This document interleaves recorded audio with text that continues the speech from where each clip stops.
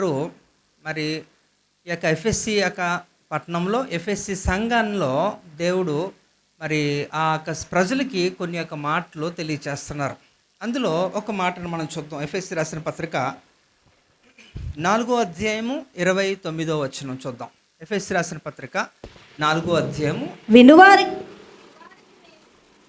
Sound కొంచెం చూసుకోండి. చదవమ్మా, చదవండి.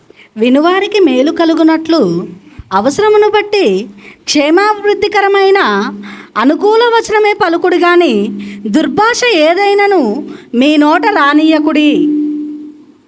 అక్కడ ఎఫ్ఎస్సి రాసిన పత్రికలో అక్కడ చాలా చక్కగా చెప్తున్నాడు. అంటే ఈ యొక్క ఎఫ్ఎస్సి సంఘంలో ఏదైతే కొదువుగా ఉందో వాటిని గూర్చి ఈ యొక్క అపోస్తలుల పౌలు గారు చెప్తున్నారు. అక్కడ కొంతమంది ఎలా ప్రవర్తిస్తున్నారట, ఐక్యత లేదట వారి మధ్యలో.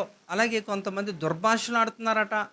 ఇలాగా ఇంకా చెడుతనాన్ని విసర్జించాలని అలాగా నానా విధాలైన లోపాలను ఆయన ఎత్తి చూపిస్తూ మరి యొక్క ఎఫ్ఎస్సి సంఘంలో వారికి తెలియజేస్తున్న ఆ సందర్భంలో రాయబడిన ఈ యొక్క ప్రత్యేకమైన మాట. కనుక ఇక్కడ అందులో చూస్తే మాట గురించి మాట్లాడుతూ మనం గురించి ఆలోచించండి. మాటలు మన జీవితంలో ఎంతో ప్రాముఖ్యం కదండి. మీ మాటలు చక్కగా ఉన్నాయనుకోండి, నిజంగా మీకు శత్రువులు చాలా తక్కువగానే ఉంటారు. అంటే మీ విధానం, మీ మాట తీరు సరిగ్గా ఉంటే మీకు శత్రువులు ఉండరు సాధారణంగా. అయితే ఇక్కడ ప్రాబ్లం ఏంటంటే అదే ప్రాబ్లం. ఇక్కడ ఏదన్నా రిలేషన్స్ని మనం చక్కగా సంబంధాలని చక్కగా పటిష్టం చేసుకోవాలన్నా కూడా నీ మాట్లాడే విధానం ఇక్కడ చాలా ప్రాముఖ్యంగా పనిచేస్తుంది నీ జీవితంలో. అందుకనే కొన్ని యొక్క లోక సామెతలు కూడా ఉంటాయి. నోరు బాగుంటే ఊరు బాగుంటుందట కదండి.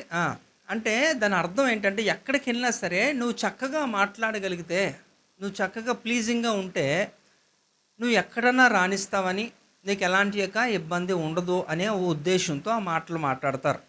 ఇది సేమ్గా ఇక్కడ దేవుడు కూడా మనతో సంబంధము చక్కగా పునరుద్ధరించబడాలన్నా కొనసాగాలన్నా కూడా దేవుడు కూడా ముఖ్యంగా మనతో చేసే కమ్యూనికేషన్ ఏంటంటే ఇదే, మనతో మాట్లాడేవాడు. హల్లెలూయా.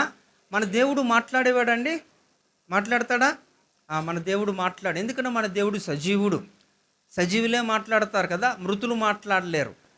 కనుక మన దేవుడు మనతో నిరంతరము ఆయన మాట్లాడతాడు. కనుక ఆయన మాట్లాడడం అంటే మరి మనకు ఆయన ఇచ్చిన ప్రత్యేకమైన ఈ యొక్క బైబిల్ గ్రంథము, ఆయన వాక్యము. కాబట్టి ఆయన వాక్యాన్ని మనం చదువుతున్నప్పుడు దేవుడు మనతో మాట్లాడుతున్నాడు. కనుక మనలో ఏమన్నా లోపాలు ఉంటే అది మనం సరిచేసుకోవాలని హెచ్చరికలు చేస్తూ మనల్ని నిరంతరము కూడా ముందుకు నడిపించేవాడు ఆయన మాటల ద్వారా. కనుక ఇక్కడ మాటల గురించి మాట్లాడుతూ ఇక్కడ మాటలు ఎవరు సరిగ్గా మాట్లాడగలరు, ప్రపంచంలో ఎవరన్నా మాట్లాడగలరు అంటే అది ఒక దేవుడు తప్ప ఇంకొక లేరనే చెప్పుకోవాలి. ఎందుకంటే ఇప్పుడు నువ్వు నేను మాట్లాడితే దానివల్ల పెద్దగా ఒరిగేదేం ఉండదు. కానీ దేవుడుగానే మాట్లాడితే ఆ పరిస్థితులు మారిపోతాయి. ఎందుకంటే దేవుని యొక్క మాటలు ఎలా ఉంటాయి అనేది. అయితే ఈరోజు నేను ఈ యొక్క ముందుకు వెళ్ళక ముందే మిమ్మల్ని ఒక ప్రశ్న వేయాలనుకుంటున్నాను. మీకు మాట్లాడడం వచ్చా? అందరికీ వచ్చా అండి? మీకు మాట్లాడడం వచ్చా? మీరే అంటున్నారు, ఒప్పుకుంటున్నారు. మీకు మాట్లాడడం వచ్చా అంటున్నారు. ఇప్పుడు వాక్యం ముగిసిపోయిన తర్వాత అప్పుడు మళ్ళీ ఒకసారి మీ స్టేట్మెంట్ని మీరు అదే అలాగుంటారా, కరెక్ట్ చేసుకుంటారా ఆలోచించండి. అయితే ఇక్కడ చూద్దాం. ఇక్కడ నేను ముందుగానే చెప్పాను, ఇక్కడ ప్రపంచంలో దేవుని కంటే చక్కగా మాట్లాడేవాడు భూమి మీద లేడు ఎవరు కూడా. అయితే దేవుడు అంత చక్కగా ఆయన మాట్లాడి చూపించారు. కాబట్టి అయితే ఎందుకు ఈ యొక్క ఒక సర్వేలు కూడా తీసుకుంటే ఈ భూమి మీద ప్రజలను ఎక్కువగా ప్రభావితం చేసేవారి జాబితాల్లో యేసుక్రీస్తు వారు ప్రధానులట. ఏంటి, 2000 సంవత్సరాల క్రిందట ఆయన ఉన్నప్పుడు పరిస్థితి, ఒకవేళ యేసు ప్రభు వారు ఇప్పుడు కూడా ఉంటే భూమి మీద ఆ రోజులాగా పరిస్థితులు ఎలా ఉండేవో నాకు తెలిసి.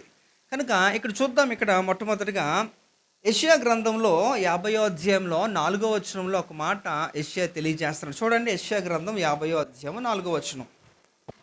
అలసిన వానిని మాటల చేత ఊరడించు జ్ఞానము నాకు కలుగునట్లు శిష్యునికి తగిన నోరు యెహోవా నాకు దయచేసి ఉన్నాడు. శిష్యులు వినున్నట్లుగా నేను వినుటకై ఆయన ప్రతి ఉదయమున నాకు వినుబుద్ధి పుట్టించుచున్నాడు. ఇక్కడ చూడండి, ఇక్కడ అలసిన వాణిని మాటల చేత ఓరడించు జ్ఞానము నాకు కలుగునట్లు. ఇక్కడ చాలామంది చాలా పరిస్థితుల్లో నలిగిపోతున్నప్పుడు, మాట్లాడుతున్నప్పుడు, అలాంటి సందర్భంలో మనకి ఎలాగుండాలట, ఇతరుల మాటలు ఎలా ఉండాలంటే మనకి ఊరడించేలాగా ఉండాలట, మనకి ఆదరణ కలిగించేలాగా ఉండాలట. కానీ ఆ సందర్భంలో మనమే బాగా ఇబ్బందుల్లో ఉంటున్నప్పుడు, పరిస్థితులు బాగా తారుమారైపోయినప్పుడు ఎవరన్నా సరే ఇంకా మిమ్మల్ని రెచ్చగొట్టేలాగా, కృంగిపోయేలాగా మాట్లాడితే పరిస్థితి ఎలా ఉంటుందండి? మీకు జీవితం మీదే విరక్తి వచ్చేస్తుంది. కనుక ఇక్కడ మీరు ఆలోచించండి, ఇక్కడ దేవుని మాటలు ఎలా ఉంటాయో యెషయా ప్రవక్త ఇక్కడ తెలియజేస్తున్నాడు. ఆయన మాటలు ఎలా ఉంటాయంట, అలసిన వాని మాటల చేత ఓరడించి జ్ఞానము నాకు కలుగునట్లు శిష్యులు తగిన నోరు యెహోవా నాకు దయచేస్తున్నాడట. కనుక దేవుడు మనకి ఇచ్చాక నోరు ఎలా ఉండాలంటే, ఆ నోటి ద్వారా వచ్చే మాటలు ఏంటంటే ఇతరులను ఆదరించే రీతిలో, ఇతరులను ఏం చేశారట, వారు అలసిపోయి ఉంటున్నప్పుడు వారికి ఒక ఓరడించే మాటలుగా ఉండాలట. కనుక అవన్నీ కూడా దేవుని దగ్గర నుంచే సాధ్యపడుతుంది. దేవుడే దానికి మంచి మాదిరి ఉదాహరణగా ఉన్నాడు కాబట్టి. అందుకే ఇక్కడ మత్తయి సువార్తలో కూడా 12వ అధ్యాయంలో 34, 35లో కూడా చూడండి ఒకసారి. సర్ప సంతానమా, మీకు చెడ్డవారై ఉండి ఏలాగు మంచి మాటలు పలకరు, హృదయమందు నిండి ఉండు దానిని బట్టి నోరు మాట్లాడును కదా. సజ్జనుడు తన మంచి ధననిధిలో నుండి సద్విషయములను తెచ్చు, దుర్జనుడు తన చెడ్డ నిధిలో నుండి దుర్విషయములను తెచ్చును. అంటే ఇక్కడ ధననిధట, ఇక్కడ అంటే ఇట్స్ ఎ గ్రేటెస్ట్ ట్రెజర్ అన్నమాట. ఆ ట్రెజర్ లాంటిది, ఒక ధనానికి ఒక నిధిలాగా ధనం అంతా కూడా ఒక దగ్గరే ఉంటున్నట్టు ఇక్కడ ధననిధిగా ఇక్కడ మనకి ఎవరు కనిపిస్తున్నారు? ఇక్కడ ధననిధిగా యేసు ప్రభు వారే కనిపిస్తున్నారు కదా. అందుకని కొలస్సీ రాసిన పత్రిక 2:3లో ఏముందట, బుద్ధి జ్ఞానము సర్వసంపదలు కూడా ఆయన యందే గుప్తములై ఉన్నాయట కదా. కాబట్టి అన్నిటికీ కలగలిపితేనే యేసు ప్రభు అవుతారు. ఇప్పుడు మనిషిలో ఒక్కొక్కరిలో ఒక్కొక్కటి మాత్రమే కనిపిస్తుంది కదండి. ఒకళ్ళు చాలా చక్కగా మాట్లాడగలరు, ఒకళ్ళు చక్కగా పాట పాడగలరు, ఒకళ్ళు చక్కగా పని చేయగలరు. అలా ఏదో ఒక మనిషిలో ఏదో ఒక మంచి క్వాలిటీ ఉండకమానది ఉంటుంది. కానీ ఇక్కడ యేసు ప్రభువుని తీసుకొస్తే అట, యేసు ప్రభువులో ఏమున్నట, అన్నీ కూడా కలగలిపి ఉంటాయట ఆయనలో. అందుకని ఆయన్ని ఒక మంచి ధననిధిగా యేసు ప్రభువుని అక్కడ పోలుస్తున్నారు, చూస్తున్నారు. కనుక ఆయన మాట్లాడితే ఎలాంటి వారండి? దొంగలు మారిపోయారు, వ్యభిచారులు మారిపోయారు, ఇంకా నరహంతకులు మారిపోయారు. ఆయన మాట్లాడడమే తడు అక్కడ కార్యములు జరుగుతున్నాయి. కానీ మీరు మాట్లాడితే కార్యాలు జరుగుతున్నాయి అంటే మీరు ఆలోచించాలి. కారణం ఏంటంటే అక్కడ చాలా గొప్ప వ్యత్యాసం ఉంది. కనుక ఇక్కడ ఇందాక అడిగిన ప్రకారంగా మీకు మాట్లాడడం వచ్చా అంటే మీకు మాట్లాడడం వచ్చు అన్నారు. కానీ ఇక్కడ దేవుడు మాట్లాడుతున్నాడు. మరి ఆయన ఎలా మాట్లాడుతున్నాడు, ఆ మాటలు మనం మాట్లాడగలమా అనేది ఒకసారి ఆలోచన చేద్దాం. ఒకసారి మొట్టమొదటి చూద్దాం. యేసయ్య నోటి నుండి వచ్చే ఒక మాటలు ఎలా ఉంటుందట? మొదటిది దీనత్వపు మాటలట. అంటే దేవుడు ఎప్పుడన్నా మాట్లాడితే, ఉదాహరణగా ఆయన ఈ భూమి మీద ఆయన 3.5 సంవత్సరాల పరిచర్య చేస్తున్న కాలంలో మరి ఆయన మాట్లాడుతున్నప్పుడట ఆయన అప్రోచ్, ఆయన సంభాషణ మనుషులతో ఏ రీతిలో ఉండేదట? దీనత్వపు మాటలు కలిగిన వాడట. అంటే దీనుడుగా ఆయన మాట తీరు కూడా అంతే రీతిలో ఉండేదట. అందుకని చూడండి, ఇక్కడ లూకా సువార్త 19వ అధ్యాయము 10వ వచనం చూడండి ఒకసారి.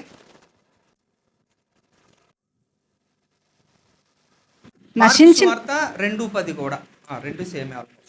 నశించిన దానిని వెదకి రక్షించుటకు మనుష్య కుమారుడు వచ్చెనని అతనితో చెప్పెను. Okay, mark 2:10. అయితే పాపములు క్షమించుటకు భూమి మీద మనుష్య కుమారునికి అధికారము కలదని మీరు తెలుసుకొనవలనని వారితో చెప్పి. మత్తయి సువార్త 20వ అధ్యాయం 28వ వచనం కూడా.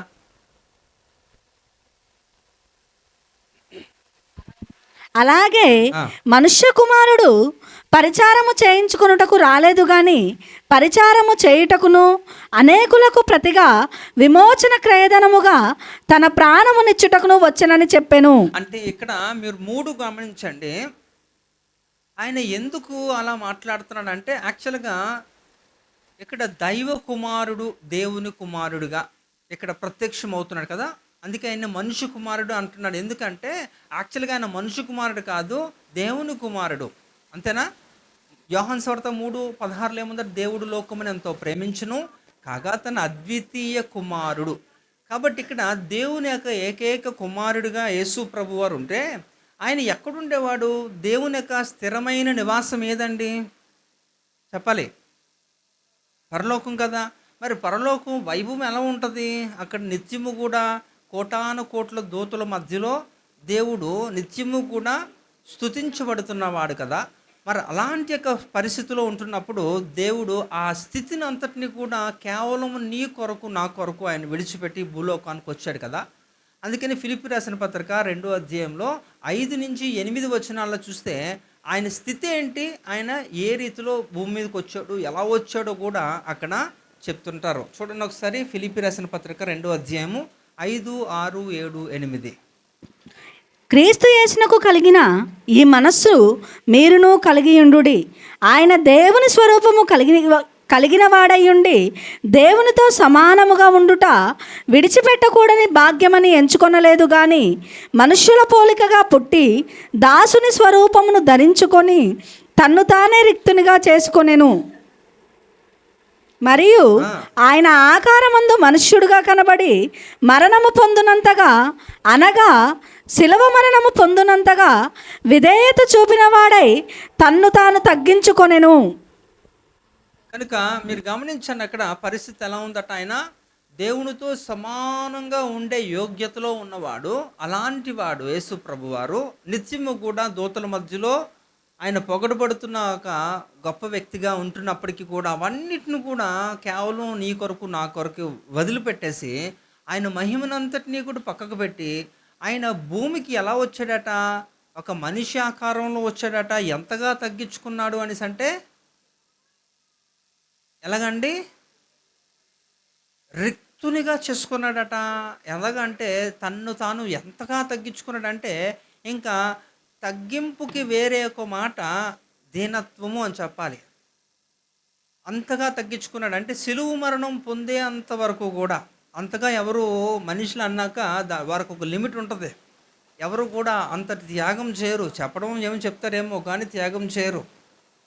కనుక ఇక్కడ మీరు గమనిస్తే యేసు ప్రభు వారు ఏం చేస్తారట? తనకున్న ఒక భాగ్యం అంతటిని కూడా పక్కకు పెట్టి దేవునితో సమానంగా ఉన్నవాడు ఆయన. అలాంటి వాటిని అంతటిని కూడా పక్కకు పెట్టి ఒక మనిషి కుమారుడిగా ఈ లోకానికి తగ్గించుకొని ఆయన వచ్చి చనిపోయే అంతటి తగ్గింపు ఆయన యేసు ప్రభువారు. ఆయన భూమి మీద ఉంటున్నప్పుడు కూడా ఎవరితో మాట్లాడుతున్నప్పుడు కూడా వారి సంభాషణ యేసయ్య మాటలు ఎలా ఉండదు, దీనత్వపు కనిపెట్టారు.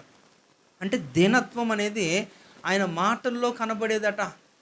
జనాలు అందరూ చూస్తున్నప్పుడు ఏదన్నా చేయాలి యేసు ప్రభుని అనుకున్న వాళ్ళు కూడా ఆయనతో మాట్లాడుతున్నప్పుడట మరలా వారు మార్చుకొని వాళ్ళు వెళ్ళిపోయిన పరిస్థితే. అలాంటి యొక్క పరిస్థితిలో ఉండేవారు. అందుకని ఇక్కడ మనం నేర్చుకోవాల్సింది యేసు ప్రభు ద్వారా ఏం నేర్చుకోవాలో కూడా ఆయనే తెలియజేస్తారు. మత్తయి సువార్త 11వ అధ్యాయము 29వ వచనం చూడండి ఒకసారి.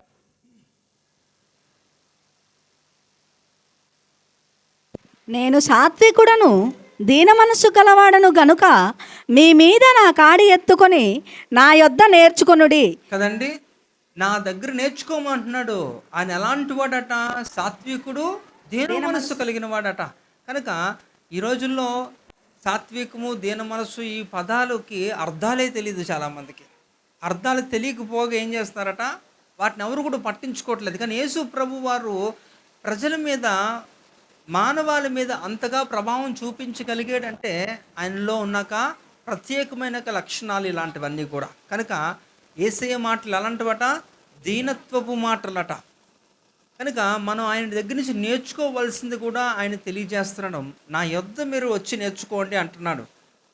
వాస్తవంగా ఆయన స్థితి ఏంటో మనం గమనించాం కదా. ఇంకా 1 తిమోతి పత్రిక 6వ అధ్యాయము 16వ వచనంలో కూడా చూస్తే ఎవరూ సమీపించరాని తేజస్సులో అమరత్వము కలిగిన వాడు కదా. అలాంటి యొక్క కోటి సూర్యులు తేజస్సు కలిగిన వాడు యేసు ప్రభు వారు. ఇంకా అంతకంటే ఎక్కువే. అలాంటిది ఆయన్ని దగ్గరికి ఎవరు వెళ్ళడానికి సాధ్యపడదు. కనీసం అసలు ఛాన్సే లేదు. అలాంటిది యేసు ప్రభువారు అంతటిని కూడా వదిలిపెట్టి మన కొరకు వచ్చేసాడు. ఆయన దేవుడు సృష్టికర్త. ఆయన గురించి ఎంత మాట్లాడినా ఇంకా సమయం సరిపోదు. అలాంటి దేవుడు ఏం చేశారట, మన కొరకు ఆయన వచ్చేసి పాపులైన వారితో సంభాషణ చేస్తూ, మాట్లాడుతూ, వారితో కలిసి జీవించాడు కొంతకాలము భూమి మీద. వారందరూ కూడా పరిస్థితులంతా కూడా మారిపోయాయి. ఒకవేళ మీరే కానీ, మిమ్మల్నే కానీ ఎవరన్నా సరే ఏదన్నా ఇంటర్వ్యూ చేస్తున్నారనుకోండి, మీ యొక్క బంధువర్గంలోనో లేకపోతే స్నేహితుల్లోనో కుటుంబంలోనో ఎవరన్నా సరే ఒక ఉన్నతమైన వ్యక్తి, మంచిగా చదువుకొని మంచి పదవిని అనుభవిస్తున్న వ్యక్తులు ఎవరన్నా మీకు పరిచయస్తులైతే, మీ వారిలో ఉంటే, మీరు ఆ వ్యక్తి గురించి మిమ్మల్ని ఇంటర్వ్యూ చేస్తే ఏమని మాట్లాడతారు? నా కొడుకు లాయర్ అని, నా కొడుకు డాక్టర్ అని, లేకపోతే నా కొడుకు చీఫ్ మినిస్టర్ అని, ఫలానా ఫలానా వాళ్ళు నా వాళ్ళేనని ఇలా మాట్లాడుతూ చెప్పుకుంటూ పోతారు. దాని అర్థం ఏంటి అంటే, నాకు పేరుందని, డబ్బు ఉందని, హోదా ఉందని, ఇంకా వివిధ రకాలుగా మిమ్మల్ని మీరు హెచ్చించుకుంటూ మాట్లాడుతున్న సందర్భాలు చాలా ఉంటాయి. మీరు కూడా అలాంటి యొక్క కోవలోకే కొన్ని సందర్భాల్లో వచ్చే ఉంటారు. మీకు ఎవరన్నా తెలుసుంటే వారిని మీరు రిఫరెన్స్ తీసుకుంటారు. కానీ ఇక్కడ యేసు ప్రభు వారినట ఒకసారి అడిగారట, బాబు ఏంటి నీ సంగతి అని అడిగితే, యేసు ప్రభు వారు బ్రతుకున్నప్పుడు యేసు ప్రభు వారు చెప్పిన సమాధానం ఏంటంటే, నువ్వు ఎక్కడి నుంచి వచ్చావు అంటే, యేసు ప్రభు అట ఐఎమ్ ఫ్రమ్ నజరేత్ అన్నాడట. యేసు ప్రభు వారు ఎక్కడ, నేను నజరేతు వాడిను, నేను నజరేతు నుంచి వచ్చాను. వాస్తవంగా యేసు ప్రభు వారిది నజరేత్ అంటే ఆయన స్థిర నివాసం ఏంటో మనం మాట్లాడుకున్నాం కదా. ఎక్కడి నుంచి వచ్చాడు ఆయన? మీరు యోహాను సువార్త 6వ అధ్యాయం కానీ మీరు చదివితే అందులో పరలోకము నుండి దిగి వచ్చిన మన్నాని నేనే అని చెప్తాడు ఆయన కదా. అంటే ఆయన ఎక్కడి నుంచి వచ్చాడు? ఆయన స్థిర నివాసం పరలోకం అంటున్నప్పుడు ఆయన ఒక స్థితి ఉన్నతమైన స్థితి, తండ్రితో సమానంగా ఉండదగిన ఒక స్థితి. ఫిలిప్పీలో ఇంతకులో మనం చదివాం. అలాంటి యొక్క భాగ్యము కలిగిన వాడు కదా. అలాంటి వాడు కూడా అలా చెప్పలేదు, కానీ నజరేతు అని చెప్పుకున్నాడు. ఎందుకంటే నజరేతు గురించి మీకేం తెలుసో తెలియదు, కానీ నజరేత్ అనేది భూమి మీద చాలా చెడ్డ పట్టణం, చాలా చిన్నది, చెడ్డ పట్టణం. అందులో అసాంఘిక కార్యక్రమాలు చాలా ఎక్కువగా జరుగుతూ ఉంటాయి. ఏది కూడా మంచిదేమీ కూడా నజరేతులో లేదు. కానీ నజరేతులో ఆయన అక్కడే పెరిగాడు, అక్కడే తిరిగాడు. ఆయన చెప్పుకోవడానికి ఎప్పుడు కూడా సిగ్గుపడలేదు, ఆయన చెప్పాడు. అయితే ఆయన చెప్పుకొని ఆయన తిరిగి సంచరించిన ప్రదేశం కాబట్టి దానికంటూ అసలు యేసు ప్రభు పుట్టక ముందు వరకు కూడా దీనికి అసలు గుర్తింపే లేదు. కానీ యేసు ప్రభు పుట్టిన తర్వాత మారుమోగిపోయింది ప్రపంచ దేశాలంతట్లో కూడా. హల్లెలూయా. అంటే యేసు ప్రభు వారు ఎక్కడైతే సంచరిస్తారో, ఎక్కడైతే ఆయన ఉంటారో అక్కడ దానికంటూ ప్రత్యేకమైన గుర్తింపు. ఒకవేళ యేసు ప్రభు వారు నీ హృదయంలో ఉంటే నీ పరిస్థితి ఏంటి? హల్లెలూయా. ఉన్నతంగా దేవుడు పరిస్థితులన్నిటి కూడా తారుమారు చేసేస్తాడు. యేసు ప్రభుని అడిగారట, నజరేతు అని చెప్పాడట ఆయన. ఇంకేం చేశారట, అబ్రహాము, ఇస్సాకు, యాకోబులు దేవుడుగా ఆయన అడ్రస్ చేసుకుంటున్నాడు. తన్ను తాను ఎవరితోనట, వాళ్ళు తాలూకా అని చెప్పుకుంటున్నాడు. వాస్తవంగా అబ్రహాం మంచోడండి అంటే ఎప్పుడు మనం మాట్లాడుకునేవి పాజిటివ్స్ మాట్లాడతాం కాబట్టి అనుకుంటాం. కానీ వాస్తవంగా అబ్రహాము కానీ, యాకోబే కానీ, యోధా కానీ, వీళ్ళందరిలో కూడా చాలా చెడ్డమైనవి చాలా ఉన్నాయి. వాటన్నిటిని కూడా ఆయన తెలుసుకున్నప్పటికీ కూడా ఆ రెఫరెన్స్ మాత్రం అలాగే చెప్పుకొస్తా ఉన్నాడు. మనకి తెలుసు రాహాబు పరిస్థితి ఎంత భయంకరం అండి. ఎరుకో పట్టణంలో రాహాబు ఎలాంటి వృత్తి చేసేదంట కదా. మరి ఎరుకో పట్టణం ఒక పాప పట్టణమే కదా. అలాంటి యొక్క ఎరుకో పట్టణములో ఉంటున్న రాహాబు వంశంలో నుంచే కదా యేసు ప్రభు వారు వచ్చారు. అంటే ఇక్కడ మీరు ఆలోచించండి, ఎవరన్నా సరే మీకున్న ఒక బ్యాక్గ్రౌండ్లో మంచి ఉంటే వాటికి మీరు రెఫరెన్స్ ఇచ్చుకుంటారు, కానీ చెడు వాటిని రెఫరెన్స్ ఇచ్చుకోరు. ఒకవేళ మీరుంటున్న స్థలము చాలా చెడ్డ స్థలము, దానికి గుర్తింపే లేదు, చాలా పనికిమాలిన స్థలం అనుకోండి, అలాంటి ఊర్లో మీరు పుట్టారనుకోండి, ఆ ఊరిని అందరూ కూడా దూషిస్తూ తిట్టుకుంటున్నారు అనుకోండి, ఖచ్చితంగా మీ ఊరు పేరు చెప్పడానికి మీరు సంశయిస్తారు. అవునా? మీరు ఏదో ఒకటి తప్పించుకొని వెళ్ళిపోవడానికి ప్రయత్నం చేస్తారు, చెప్పరు. ఎందుకంటే ఆ ఊరంటే మేబీ మీరు మంచోళ్ళు అవ్వచ్చు, కానీ ఆ ఊరు చెడ్డది కాబట్టి దాన్ని ఎవడు రెఫరెన్స్ తీసుకోరు. కానీ ఇక్కడ యేసు ప్రభువు అలా కాదు. అంటే ఎందుకు చెప్తున్నానంటే, ఆయన ఎంతో ఉన్నతంగా ఉంటున్నప్పటికీ, ఆయన స్థితి ఎంతో ఉన్నప్పటికీ కూడా ఆయన ఆయన ప్రజెంట్ చేస్తున్నది ఎంత కూడా ఏంటంటే చాలా దీనంగా దీనత్వ మాటలు కలిగిన వాడు యేసు ప్రభు వారు. అందుకనే ఇక్కడ చెప్తున్నాను, యేసు ప్రభు వారి కంటే కూడా గొప్పోడు ఎవడు లేడు మాట్లాడే తీరులో. అందుకని ఇక్కడ యేసయ్య మాటలు ఎలా ఉన్నాయట, దీనత్వ మాటలుగా ఉన్నాయట. ఇంకా చూద్దాం ఇక్కడ యేసు ప్రభు వారు ఎలాంటి మాటలు మాట్లాడారంటే ఆయన పవిత్రపు మాటలు మాట్లాడారట. అంటే పవిత్రమైన మాటలు ఆయన పలికారట భూమి మీద ఉంటున్నప్పుడే. చూద్దాం ఇక్కడ కీర్తనలో 12వ అధ్యాయం 6వ వచనం చూడండి. యెహోవా మాటలు పవిత్రమైనవి, అవి మట్టి మూసలో 7 మారులు కరగి ఊదిన వెండి అంత పవిత్రములు. అదండి ఏంటట, మట్టి మూసలో 7 మార్లు కరిగి ఊదిన వెండి అంత పవిత్రములట. అంటే ఒక లోహాన్ని శుద్ధి చేయాలంటే దాన్ని ఎంతసేపు కరిగించాలండి, ఎంతసేపు దాన్ని వేడి చేయాలి, ఎంత ఉష్ణోగ్రతలు చేయాలట. అలా వేడి చేస్తున్న పరిమాణంలో ఎంతసేపు చేస్తున్నా అందులో ఉంటున్నాక మలినాలు అలా వస్తూనే ఉంటాయి. వాటన్నిటిని తీసేగా ఫైనల్గా ప్యూరెస్ట్ ఫామ్లో వచ్చినప్పుడు దానికి ఎంతో విలువ. బంగారమే కానివ్వండి, వెండి కానివ్వండి, ఇత్తడి కానివ్వండి, ఏ లోహం అయినప్పటికీ కూడా. అయితే ఇక్కడ యేసు ప్రభు మాటలు ఎలా ఉంటాయట, అలా ఉంటాయి. అంటే అంత శుద్ధి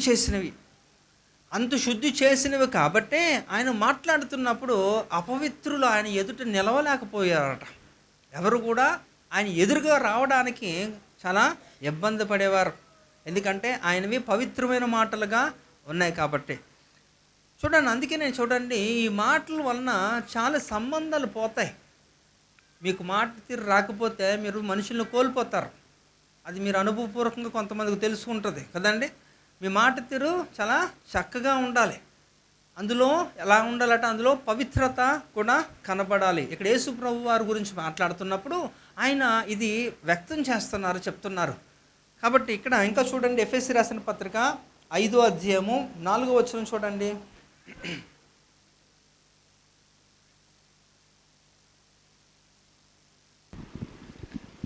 కృతజ్ఞతావచనమే మీరుచ్చరింపవలెను గాని మీరు బూతులైనను పోకిరి మాటలైనను సరసోక్తులైనను ఉచ్చరింపకూడదు, ఇవి మీకు తగవు. ఇది మీకు తగదట.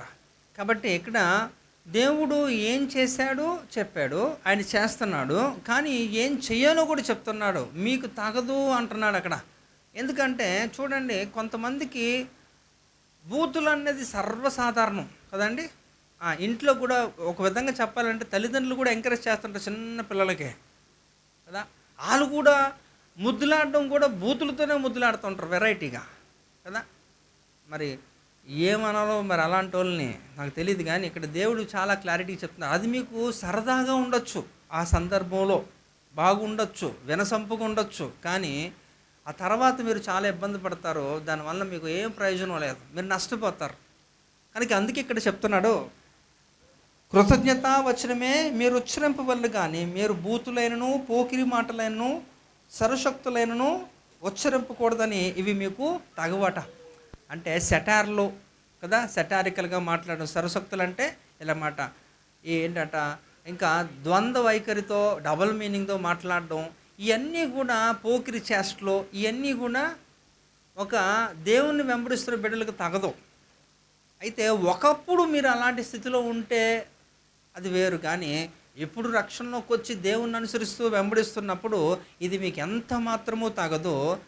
మీరు అనుకోవచ్చు, అన్ని బలహీనతలు నేను ఓవర్కమ్ చేశానండి, ఇది ఒక్కటే ఉందంటే చేసుకో, మార్చుకో, అంతే.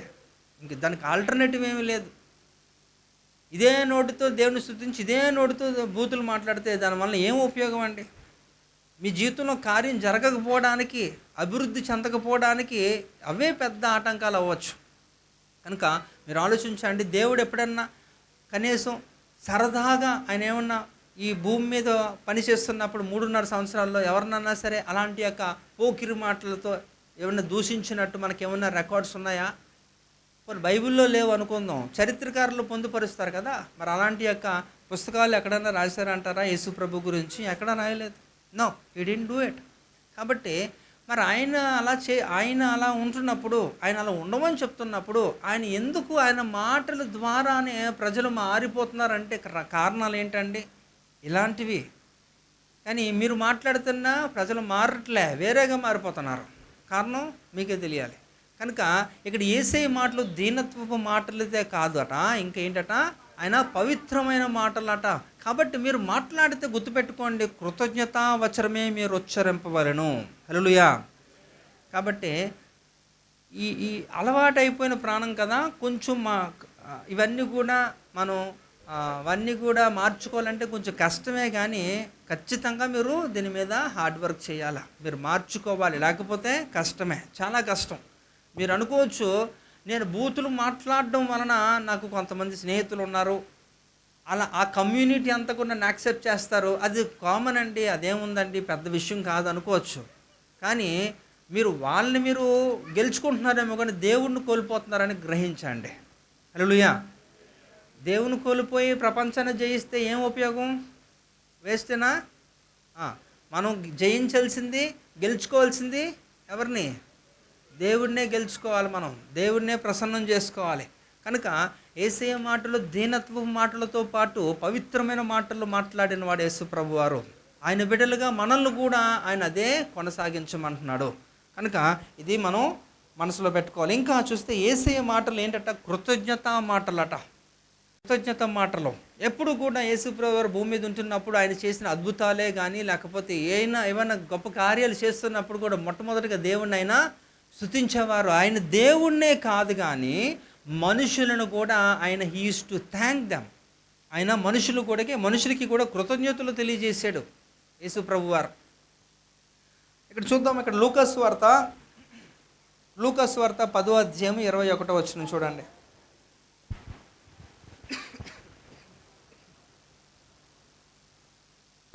ఆ గడియలోనే యేసు పరిశుద్ధాత్మయందు బహుగా ఆనందించి, తండ్రి, ఆకాశమునకును భూమికిని ప్రభువా, నీవు జ్ఞానులకును వివేకులకును ఈ సంగతులను మరుగు చేసి పసిబాలులకు బయలుపరిచినావని నిన్ను స్తుతించుచున్నాను. అవును తండ్రి, అలాగూ నీ దృష్టికి అనుకూలమాయను. రైట్.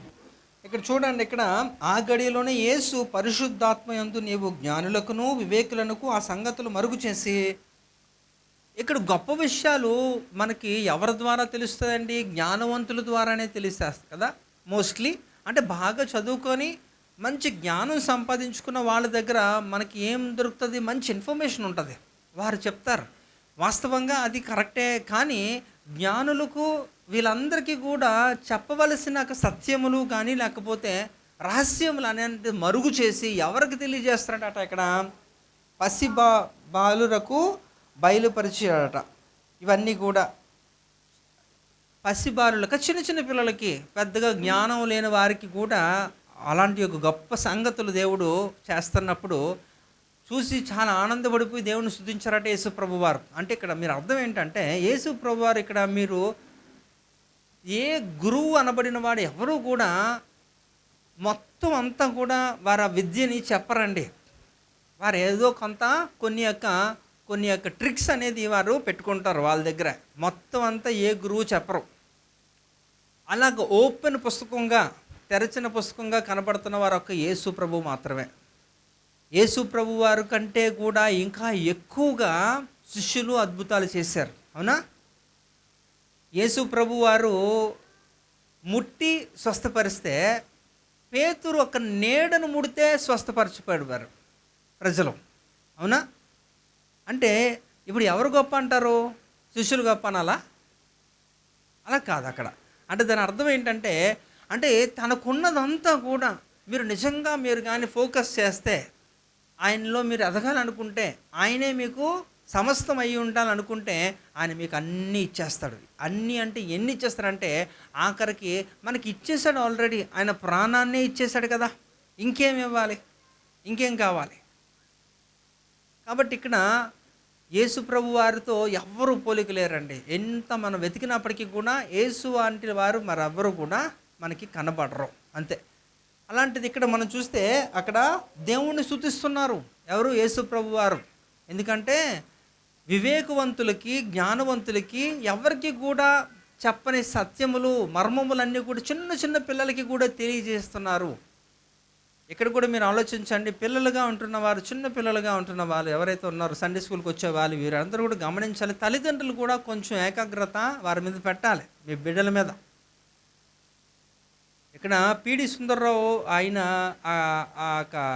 ఐ థింక్ బిఓయుఐ కదా, బైబిల్ ఓపెన్ యూనివర్సిటీ, అది వాళ్ళ సంస్థలో వాళ్ళక ఎంత కఠోరమైన తర్ఫీదు ఇస్తారంటే చిన్నపిల్లలకండి, పెద్ద పెద్ద అధ్యాయాలంతా కూడా వారు కంటత పెట్టేస్తారు. అంతేకాదు కానీ చిన్న పిల్లలు కూడా అంత స్పష్టంగా ప్రసంగిస్తారు చక్కటి యొక్క మాటలు. అఫ్కోర్స్ సిద్ధాంతం వేరే ఉంది, కానీ ఇక్కడ ఎందుకంటే అలా ట్రైనింగ్ ఉంటుంది. తల్లిదండ్రులు అంతే కాన్సన్ట్రేట్ చేస్తారు, ఇటు సేవకులు లాంటి వారు కూడా అంత స్ట్రిక్ట్గా వారికి లోబడతారు, కాబట్టి వాళ్ళు చేయగలుగుతున్నారు.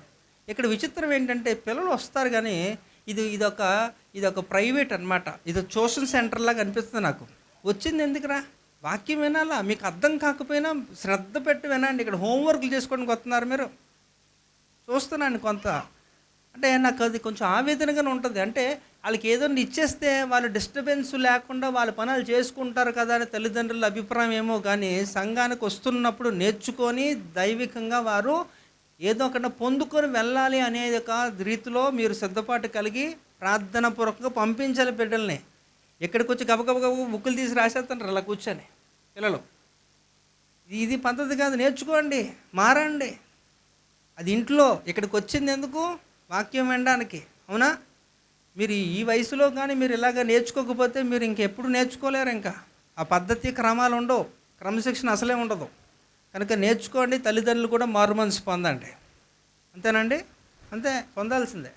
కనుక ఇక్కడ ఆలోచించండి, ఇక్కడ యేసు ప్రభు వారు ఏం చేస్తున్నారట, చిన్న పిల్లలకి దేవుడు అలాంటి సత్యములు మర్మములు తెలియజేస్తున్నప్పుడు కృతజ్ఞతలు తెలియజేస్తున్నాడట.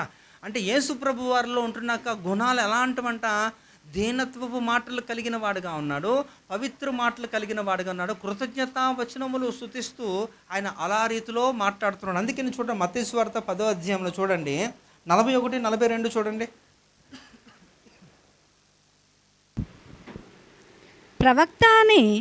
ప్రవక్తను చేర్చుకున్నవాడు ప్రవక్త ఫలము పొందును, నీతిమంతుని చేర్చుకున్నవాడు నీతిమంతుని ఫలము పొందును. మరియు శిష్యుడని ఎవడు ఈ చిన్నవారిలో ఒకనికి గిన్నెడు చన్నీళ్ళు మాత్రము త్రాగనిచ్చునో వాడు తన ఫలము పోగొట్టుకొనడని నిశ్చయముగా మీతో చెప్పుచున్నాను. చూడండి, ఇక్కడ ప్రవక్తలు అంటే దేవుని సేవకులను ఎవరైతే చేర్చుకుంటారో వారికి ఎక్కువ ఇప్పుడు గ్లాస్ నీళ్ళు, చల్ల నీళ్ళు ఎంత ఖర్చు అవుతుందండి? 1,00,000 రూపాయలు ఉంటుందా? ఉండదు.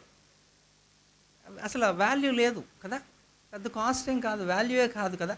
కానీ అంటే దేవుని యొక్క పేరట, దేవుని యొక్క సేవకులుగా, ప్రవక్తలుగా వచ్చిన వారికట మీరు ఒక గ్లాస్ చల్లనీళ్ళు ఇచ్చిన దేవుడు దానికి ఎంతో సంతోషించి వారిని ఎంతో ఆశీర్వదిస్తారట, కృతజ్ఞతలు తెలియజేస్తారట. వారిని బట్టి, ఎవరు ఇచ్చిన వారిని బట్టి దేవుడు చాలా సంతోషపడతాడట. అంటే ఆయనకున్న సహజ లక్షణం ఏంటట, కృతజ్ఞతాభావం అనేది యేసు ప్రభు వారికి ఉంది. కాబట్టి మనకి ఉండాలనేది మనం కోకొలలుగా మనం మాట్లాడుతూనే ఉన్నాం, నేర్చుకుంటూనే ఉన్నాం. కృతజ్ఞత కూడుకుల్లో విస్తారంగా మనం మాట్లాడుకుంటున్నాం, కానీ అది మాత్రం వ్యక్తపరచడంలో ఫెయిల్ అయిపోతున్నారు. ఇక్కడ యేసు ప్రభు వారు ఆ విషయంలో పర్ఫెక్ట్. ఆయన మనుషుల్ని అలాగే దేవుణ్ణి కూడా ఆయన ఏం చేశారట, కృతజ్ఞతలు తెలిపేవాడుగా ఉన్నాడు. అందుకనే యేసు ప్రభు వారి మాటలు ఎలా ఉన్నాయట, కృతజ్ఞత మాటలుగా ఉన్నాయట. అందుకని చూడండి, కృతజ్ఞత లేని హృదయాన్ని పాపాన్ని సారవంతంగా పండించేస్తుందట. అర్థమైందా? అంటే మీకు కృతజ్ఞత లేదనుకోండి, ఆ హృదయం ఏమవుద్దట, ఒక మంచి సారవంతమైన భూమిగా అయిపోదట. ఏంటి? పాపాన్ని పండించడానికి. అందుకనే దేవుడు చెప్తున్నాడు, కృతజ్ఞత అనేది నీకు ఏం చేస్తుందంటే నీకు పరిశుద్ధత తీసుకొస్తుంది. ఎందుకంటే నిత్యము నువ్వు దేవుని స్తుతిస్తూ కృతజ్ఞతలు తెలియజేస్తున్నప్పుడు, ఆయన చేసిన మేలును మీరు జ్ఞాపకం చేసుకుంటున్నప్పుడట ఆయన త్యాగము మీకు గుర్తొస్తుంది. మీ పర్పస్ అంటే మీరు ఎందుకు మిమ్మల్ని దేవుడు సృష్టించాడు, ఎందుకు మిమ్మల్ని ఈ భూమి మీదకి పంపించాడు అనే ఒక ఆలోచన కూడా మీకు తెలియజేస్తాడు. అంటే ఇవన్నీ కూడా కృతజ్ఞతలు తెలియజేస్తున్నప్పుడు, మాట్లాడుతున్నప్పుడు, మీకు గుర్తొస్తున్నప్పుడు నిరంతరం కూడా దేవుడు ఏం చేస్తాడట, మిమ్మల్ని ఒక స్వచ్ఛమైన ఒక స్ఫటికలాగా తయారు చేసేస్తాడనమాట చక్కగా. కాబట్టి ఇక్కడ దేవుని మాటలు ఎలా ఉన్నాయట, కృతజ్ఞతా మాటలు ఆయన చెల్లించేవాడిగా ఉన్నాడు, దీనత్వపు మాటలు, పవిత్రపు మాటలు. కాబట్టి మనం కూడా ఆయన బిడ్డలుగా ఉంటున్నప్పుడు ఖచ్చితంగా మనము ఇలాంటివి కలిగి ఉండాలి. మనకు మాట్లాడడం చేత కావాలి. అందుకే అడిగాను, మీకు మాట్లాడడం చేతనవునా అంటే అవును అన్నారు. కానీ ఇప్పుడు మాట్లాడుతున్న అన్నీ కూడా అలాంటి మాటలు మీ యొక్క జీవితంలో ఒక భాగముగా మీరు చేసుకున్నారా అంటే మీకే తెలియాలి. ఇంకా చూద్దాం యేసు ప్రభు మాటలు ఎలాంటి మాటలట, ఇక్కడ అభినందనీయను మాటలట, వర్డ్స్ ఆఫ్ అప్రిషియేషన్. యేసు ప్రభు వారు మాటలు ఎలాగుంటాయట, అభినందించే మాటలుగా ఉన్నాయట. చూడండి యోహాను సువార్త 1:47 వచనం చదవండి ఒకసారి. యోహాను సువార్త 1:47 చదవండి అమ్మా. యేసు నతనయేలు తన యొద్దకు వచ్చుట చూచి, ఇదిగో ఇతడు నిజముగా ఇశ్రాయేలీయుడు, ఇతని యందు ఏ కపటమును లేదని అతని గూర్చి చెప్పను. ఇక్కడ నతానియేలు గురించట యేసు ప్రభు వారు ఇచ్చిన ఒక సాక్ష్యం ఇది. ఇశ్రాయేల్లో నతానియేలు గురించి అని చెబుతూ, ఇశ్రాయేల్లో నీలాంటి వాడు ఎవడూ లేడు, కపటమే లేదు నీ అందు అని చెప్తున్నాడు. మనిషిలో కపటం ఉంటుందండి, ఉండదా? ఉంటుంది కదా. అది ఉందా లేదా అనేది ఎవరు చెప్పాలి? వాస్తవంగా మనల్ని సృష్టించినోడే చెప్పాలి కదా. ఇప్పుడు నువ్వు నేను చెప్పానంటే మళ్ళీ అందులో తేడాలు ఉంటాయి, కానీ ఇక్కడ దేవుడు చెప్తే పర్ఫెక్ట్. మరి ఆ దేవుడే ఈ నతానియేలు గురించి ఇచ్చిన ఒక మాట ఏంటట, నీ యందు ఏ కపటము లేదు అని చెప్పి, అంటే ఆయనలో ఉన్న ఒక మంచి విషయాన్ని ఆయన ఏం చేస్తున్నట్టు అభినందిస్తున్నాడు. ఈ రోజుల్లో అందరిలో కూడా ఎంతో కొంత ఒక టాలెంట్, ఒక మంచి అనేది ఉంటుంది ఏదో మూల. కానీ కొంతమంది ఈగోయిస్టులు ఉంటారు కదా, వాళ్ళు దాన్ని అసలు వారిలో మంచి ఉన్నా కూడా మంచిని చెప్పరు, అసలు దాన్ని ఎత్తరు. కానీ అక్కడ అలా చేయకూడదంట. ఈ దేవుడు ఏం చెప్తున్నాడట, ఒకవేళ వాళ్ళలో మంచి ఉంటే వాడిని అభినందించండి. దానివల్ల వాడు స్ఫూర్తి చెందుతాడు, వాడు ఇంకా ఎంకరేజ్ అవుతాడు, ఇంకా మంచి చేయాలనుకుంటాడు. ఇక్కడ యేసు ప్రభు వారు గమనించింది, నతానియేలులో గమనించిన దాన్ని ఆయన నతానియేలుకి నేరుగా చెప్పేశాడు. అంటే యేసు ప్రభు వారు మాటలు ఎలాగున్నట్ట, అభినందనీయమైన మాటలట. కనుక ఇంకా చూడండి మత్తయి సువార్త 16:17 కూడా చూడండి.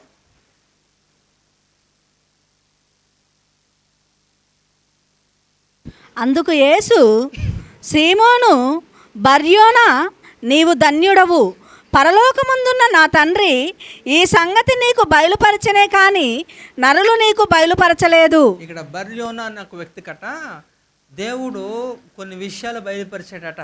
ఆ విషయం యేసు ప్రభుకు తెలిసి ఆ విషయం గురించి ఆయన చెప్తున్నాడు ఏంటట, బాబు నరులు భూమి మీద అందరూ, నువ్వు కూడా నరుడు అయినప్పటికీ కూడా నరులు ఎవరికి కూడా నా తండ్రి ఈ విషయాలు చెప్పలేదు, బట్ భలే చెప్పాడే నీకు అంటున్నాడు. అంటే ఇప్పుడు దేవుడు ఒక వ్యక్తికి ఒక రహస్యము చెప్పాలంటే ఆ వ్యక్తిలో ఎంతో విషయం ఉండాలి, అవునండి.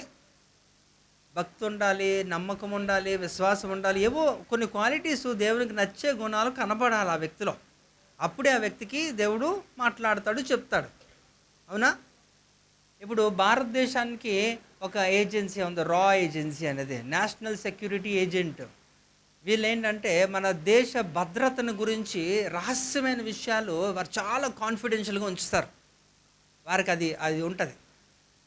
వారికి ఏమైనా విషయాలు తెలిస్తే వారు చాలా జాగ్రత్తగా డీల్ చేస్తారు. ప్రధానమంత్రికి అవి తెలియచేస్తారు.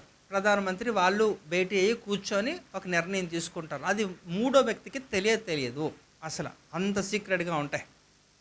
అలాగా వాళ్ళకి అందరికీ చెప్పుకుంటూ పోతే ఇంకంతే, దేశ భద్రత గాలికి వెళ్ళిపోయినట్టే. అయితే ఇక్కడ దేవుడు కూడా అందరికీ ఎవడు పెడితే వాళ్ళకి చెప్పరండి. దేవుడు చెప్పాలి అంటే దేవుడికి దృష్టిలో మీరు ఒక ప్రత్యేకత, ఒక గుర్తింపు కలిగి ఉండాలి. ఇప్పుడు సొదొమ గొమొర్రాని నాశనం చేసేస్తాను, ఆ దేశాన్ని, ఆ పట్టణాన్ని లేపేస్తాను అని చెప్పి దేవుడు నిర్ణయించుకున్నప్పుడు వెంటనే మొట్టమొదటిగా ఎవరికి చెప్పారు? ఎందుకు? అబ్రహాంకి ఎందుకు చెప్పాడు? లోతుకే డైరెక్ట్గా చెప్పచ్చు కదా. అంత ఇంటిమేసీ లేదు వారికి, అంత మంచి సంబంధం లేదు వాళ్ళకి. అబ్రహాంకి దేవునికి ఎంత మంచి సంబంధం ఉందో, వాళ్ళు ఫ్రెండ్స్ లాగా ఉన్నారట, అవునా, స్నేహితుల్లాగా ఉన్నారట. కాబట్టి మొట్టమొదటిగా జ్ఞాపకం చేసుకున్నది అబ్రహాంను జ్ఞాపకం చేసుకుని అబ్రహాంతో మాట్లాడాడు. ఆ రోజు రాత్రి మాట్లాడి ఈ విషయం అంతా కూడా చెప్పాడు. సరే నీ వాళ్ళు ఎవరైనా ఉన్నారా అన్నప్పుడు ఆయన ఉన్నాడు కదా, తెలుసు కాబట్టి అన్నీ మాట్లాడుకొని ఫైనల్గా ఇప్పుడు అబ్రహాము నీతిమంతుడే, వాస్తవంగా లోతు నీతిమంతుడే. అవునా? లోతు నీతిమంతుడైనా ఉపయోగం లేదు. ఎందుకంటే దేవునితో ఆ ర్యాపో లేదు, ఆ మాట్లాడే ఇది లేదు, అయిపోయింది. కానీ అబ్రహాం మాత్రం చాలా చక్కగా దేవునితో మాట్లాడేవాడు, తెలుసుకున్నాడు. దేవునితో మాట్లాడుతున్నప్పుడు ఆ సహవాసంలో ఎదుగుతున్నప్పుడంట మీరు కూడా అలా అయిపోతారు. అందుకని సహవాస దోషం అంటారు కదా, వారు వీరు వీరు వాళ్ళు అవుతారట. 6 నెలలు సహవాసం చేస్తే చాలు. ఎవరితో ఎవరితో చెప్పండి? సాతానుతోనా? ఇప్పుడు చేస్తుంది అది కదా కదా. కనుక అంటే మన సహవాసాలు బట్టి అందుకే అంటారు అనమాట, tell your friend I tell your character అంటారు. ఇంగ్లీష్లో ఒక సేయింగ్ ఉంది, నీ స్నేహితుడు చెప్పు నీ క్యారెక్టర్ ఏంటో నేను చెప్పేస్తాను అంటారు. అంటే నీ తెలిసిపోద్ది ఆటోమేటిక్గా నువ్వు ఎవరితో స్నేహం చేస్తున్నావు అనేది నీ ప్రవక్తనే చెప్పేస్తుంది, ఎలా ఉంటావు అనేది కదా. అందుకని ఇక్కడ మీరు ఆలోచించండి, ఈ అభినందనీయమైన మాటలు యేసుప్రభు వారు పలుకుతున్న ఎవరిలో ఉన్న మంచి ఉంటే మాత్రం ఆ మంచిని ఖచ్చితంగా ఎత్తి చూపించి ఇది చాలా బాగుంది అంటాడు. ఈ నతానియేలు గురించి చెప్తున్నాడు, ఇశ్రాయేల్లో ఎవరు లేరు నీలాంటోడు, ఏ కపటం నీలో లేదని చెప్పి ఆయనే స్టేట్మెంట్ ఇచ్చాడు. ఎక్కడ కూడా చూస్తే ఏంటంట, ఆ యొక్క విషయాలు నా తండ్రి నీకే బయలుపరిచాడు కానీ ఎవడికి చెప్పలేదే, నరుల్లో ఎవడికి చెప్పలేదు, విచిత్రంగా ఉంది, భలేగుంది, నువ్వు అంటే శబాష్ అని చెప్పి ఆ బర్యోనాకి ఆయన చెప్తున్నాడు. ఇంకా లూకాసు వార్త 7:9 చూడండి.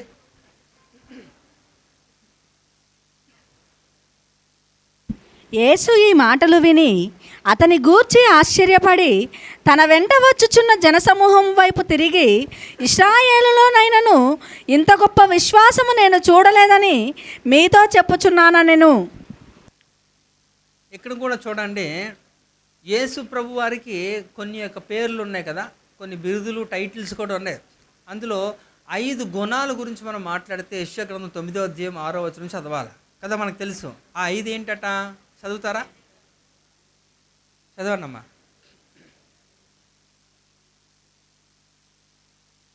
యెషయా గ్రంథం 9:6లో ఏలయనగా మనకు శిశువు పుట్టెను, మనకు కుమారుడు అనుగ్రహింపబడెను, ఆయన భుజము మీద రాజ్యభారముండును, ఆశ్చర్యకరుడు ఆలోచనకర్త బలవంతుడైన దేవుడు, నిత్యుడగు తండ్రి, సమాధానకర్తయగు అధిపతి అని.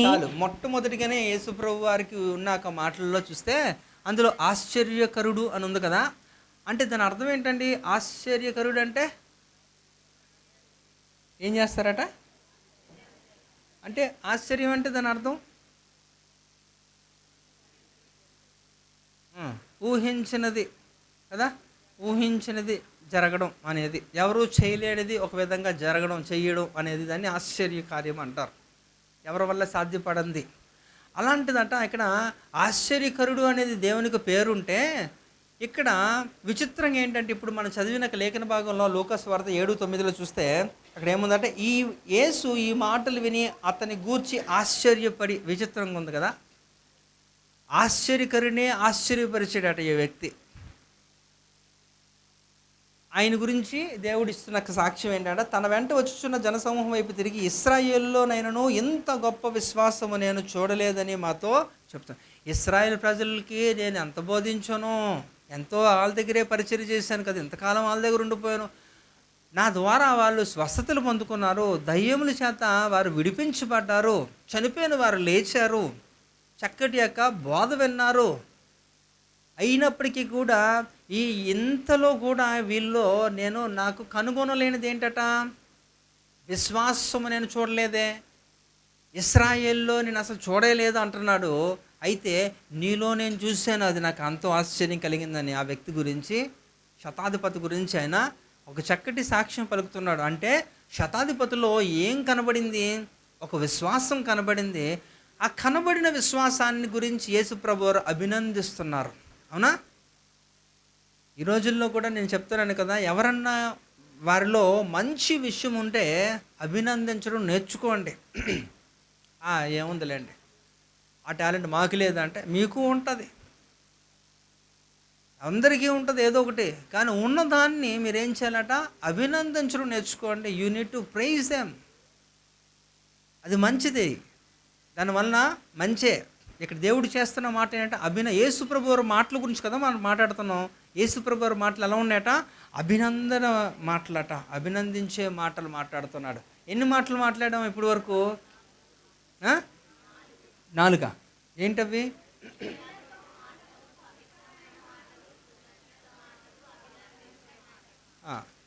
సో ఇన్ని మాటలు మాట్లాడాడు కదా.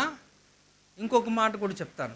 యేసుప్రభు వారు ఈ భూమి మీద ఉన్నప్పుడు ఇవన్నీ కూడా ఇలాంటి లక్షణాలతో కలిగిన ఒక మాటలు మాట్లాడుతూ ఆయనకి ఇంకొక మాటలు కూడా తెలుసు. ఆయన ఏంటంటే యేసయ్య మాటలు గద్దింపు మాటలు, ఆయన గద్దించే మాటలు కూడా ఆయన మాట్లాడాడు. చూద్దాం ఒకసారి. మత్తయి సువార్త 16వ అధ్యాయం 22వ వచనం చూడండి. పేతురు ఆయన చెయ్యి పట్టుకొని, ప్రభువా, అది నీకు దూరమగు కాక, అది నీకెన్నడూ కలగదని ఆయనను గద్దింపసాగెను. కదండి, పేతురట యేసు ప్రభు వారిని ఏం చేస్తున్నారట, ఎందుకంటే ఆ సందర్భం ఏంటి? యేసు ప్రభు వారు సిలువ వేయబడతారు అని ముందుగానే శిష్యులతో మాట్లాడుతున్నప్పుడు పేతురు మధ్యకొచ్చి ఆయన అంటున్న మాట ఏంటే, అది ఎలాగవుద్ది, మేము ఉంటుండగా అది ఎలా జరుగుతుంది, అది అవదు, అది నీకు దూరం అయిపోను కాక అంటున్నప్పుడు దేవుడు ఆయన్ని గద్దించాడు. ఏమనట, సతానా నా వెనక్కు పో అని చెప్పి ఆయన గద్దించిన సందర్భం. ఆయన ఊరుకోలేదు. ఒకవేళ యేసు ప్రభు వారు అలా గద్దించకుండా అలా ఉండి పేతురు మాట విని ఉంటే ఏం జరిగేదండి? ఏం జరిగేది? నువ్వు నేను ఇక్కడ ఉండం, అంతే. అంతేనా? ఉండం. ఎందుకని? యేసు ప్రభు వారు ఎందుకు వచ్చారట? 1 తిమోతి పత్రిక 1వ అధ్యాయం 15వ వచనంలో ఎందుకు వచ్చారండి ఆయన? చెప్పలేదా మీకు ఆయన వచ్చినందుకు? చదవండమ్మా. పాపులను రక్షించుటకు, పాపులను రక్షించుటకు క్రీస్తు లోకమునకు వచ్చాడు. కాబట్టి యేసు ప్రభువు వచ్చిందే పాపులను రక్షించడానికి. పాపులను రక్షించడానికి కదండి. నా గురించి ఎందుకు మీరు చెప్తున్నారంటే రోమా 3:23 ఏముందట, ఏ భేదము లేదు, అందరూ పాపము చేసి దేవుడు. కాబట్టి అంటే యేసు ప్రభు వచ్చిందే మన కొరకు. మన కొరకు వచ్చి ఆయన రక్షించాలి అంటే, మనల్ని రక్షించాలంటే ఆయన సిలువ త్యాగం చేయాలి. ఆ సిలువ త్యాగం చేస్తే మనకు రక్షణ కదా. ఆ సిలువ త్యాగానికి అడ్డుపడుతున్నాడు ఇక్కడ పేతురు. ఇది నీకు దూరమవునుగాక అంటున్నాడు. అప్పుడు వెంటనే యేసుప్రభు ఏం చేశారంటే ఆయన్ని గద్దించారు కదా, గద్దించారు.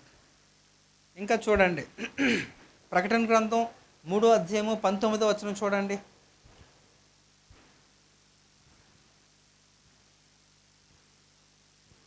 ప్రకటన 3:19. నేను ప్రేమించు వారిని అందరినీ గద్దించి శిక్షించుచున్నాను. అదండి. ఎందుకండి గద్దించాలి యేసు ప్రభు వారు? గద్దించడం ఎందుకంట? ఎవరిని గద్దిస్తున్నాడు? ఎవరినైతే దేవుడు ప్రేమిస్తున్నాడో వారిని గద్దిస్తాడు, వారిని శిక్షిస్తాడు. అంటే గద్దింపు మీకు మంచిది, శిక్ష మీకు మంచిది. కానీ ఈ రెండు కూడా ఎవరికి నచ్చవు. పాస్టర్ మమ్మల్ని టార్గెట్ చేస్తున్నారని ఇంకేదో బాధపడిపోతూ ఉంటారు. గుర్తుపెట్టుకోండి, దానివల్ల ఏం ఉపయోగం లేదు. గద్దింపుకు లోబడితే, శిక్షకు లోబడితే మీకేముంటుందట? ఆశీర్వాదం. దేవుడు మనల్ని గద్దించింది, శిక్షించింది కేవలం నేను ప్రేమిస్తున్నాడు కాబట్టే. నేను మళ్ళా చెప్పాను చాలాసార్లు, వ్యత్యాసాన్ని గమనించాలి మీరు. ఏంటట, శిక్ష వేరు, ఉగ్రత వేరు కదా. శిక్ష ఏంటంటే మిమ్మల్ని సరిచేయడానికి, ఉగ్రత మిమ్మల్ని నాశనం చేయడానికి.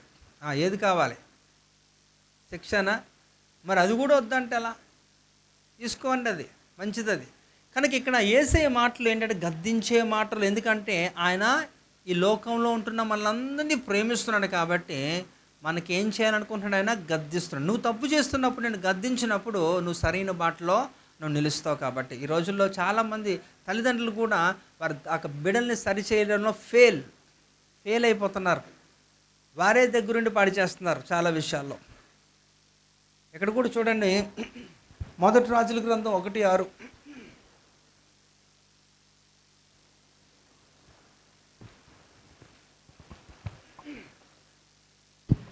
అతని తండ్రి, నీవు ఇలాగున ఏల చేయుచున్నావని అతని చేత ఎప్పుడునూ విచారించి అతనికి నొప్పి కలగజేయలేదు. అదండి, చూచు చాలండి, మీరు చదువుకోండి. ఇంకా ఇదే కాదండి,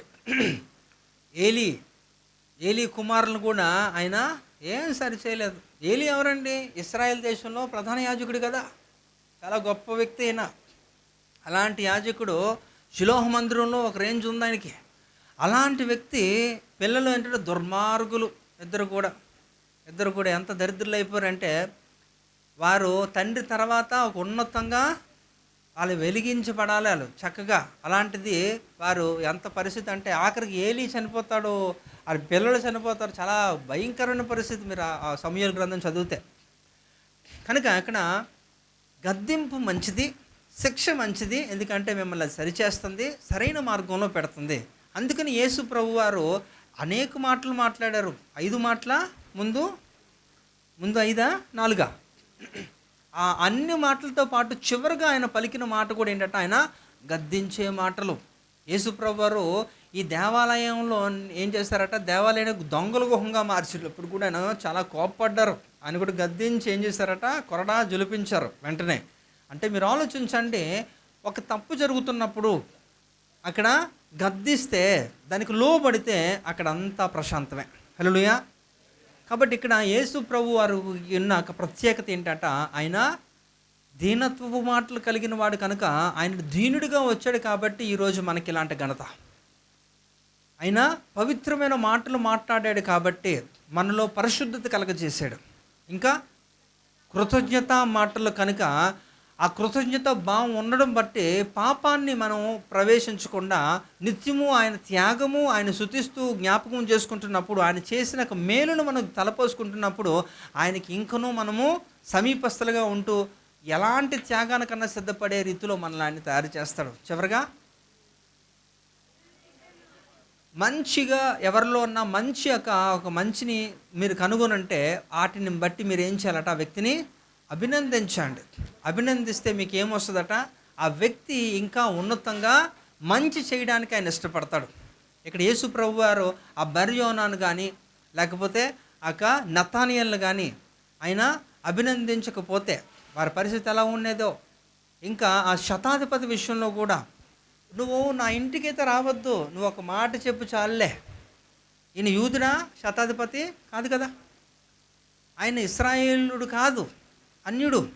అలాంటి వ్యక్తి కూడా యేసు ప్రభుని ఎంతగా విశ్వసించాడంటే, నీ మాట చెప్పున చాలు అన్నప్పుడు ఆ మాటకి యేసు ప్రభు వారు ఎంతో పొంగిపోయారు. ఎందుకంటే ఇంత గొప్ప విశ్వాసాన్ని మీ ఇశ్రాయేల్లోనే నేను చూడలేదు కదా చెప్పి ఆయనే ఆశ్చర్యపడిపోయి ఆయన్ని ఏం చేశారట, అభినందించారు.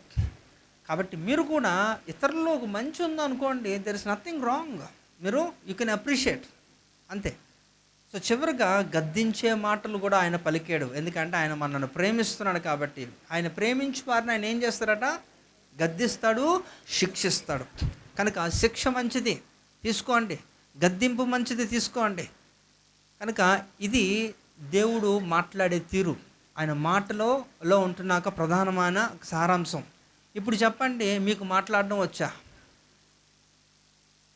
చాలా మాట్లాడతారు ఏంటట, పోకిరి చేష్టలు, ఇంకేదో మాట్లాడాం కదా, బూతులు, ఇంకా సరసక్తులు, ఈ సెటార్లు, ఇవన్నీ కామను. ఇవి లేకపోతే జీవించలేరు కదా. అలాగే ఒకవేళ అలాగుంటే మీ మాట తీరు ఈ రోజు నుంచి మారిపోవాలి. అలా మారితేనే దేవుడు మీ జీవితంలో ఏవైతే చేయదలుచుకున్నాడో వాటిని చేస్తాడు. మీరు 99 అన్నీ కరెక్ట్గా చేసి అన్నీ చేసి ఒక్కటి మాత్రం అది గట్టిగా పట్టుకున్నారనుకోండి, మీరు 365 రోజులు ఉపవాసం ఉండి ప్రార్థన చేసినా పని జరగదు, వేస్ట్. ఏదైతే 100% ఎక్స్పెక్ట్ చేస్తాడో ఆ 100% మీరు ఇవ్వాల్సిందే, అంతే. అందులో ఎలాంటి రాజీ పడకూడదు. కనుక యేసయ్య మాటల్లో ఇలాంటి అమూల్యమైన ఆయన మాట్లాడాడు కాబట్టి ప్రజలతో అలాంటి సంబంధం కలిగి ఉన్నాడు, పటిష్టం చేస్తున్నాడు. ఇంకేం చేస్తున్నాడట, ఈ యొక్క సర్వమానవాళి మీద అంతటి ప్రభావం చూపించగలిగాడంటే ఆయన మాటల్లో ఉన్న మాధుర్యం. హల్లెలూయా. కాబట్టి యేసయ్య మాటలు ఏంటట? ఈ